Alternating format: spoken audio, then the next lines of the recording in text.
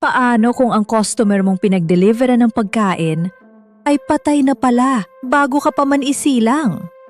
Noong isang gabi, nag-deliver si Jomar ng milk tea sa lumang apartment sa Maynila. Alam mo yung feeling na may mali? Ganun ang naramdaman niya. Unit 304 ang address, pero tumitigil lang sa third floor ang elevator. Lakad na lang po, sabi ng guard. Umakyat siya. Nakakatakot yung hallway. Parang may humihinga sa likod ng dingding. Tumoktok siya. Ma'am Luningning, delivery po. Walang sumagot. Pero biglang bumukas ang pinto. Walang tao.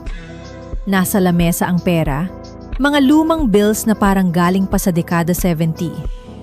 Iniwan niya ang milk tea at umalis. Pero eto pa, nang i-check niya ang app, may message.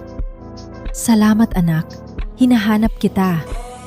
Kung akala mo simpleng multo lang ito, hintayin mo ang part 2. Mas nakakatakot pa ang susunod.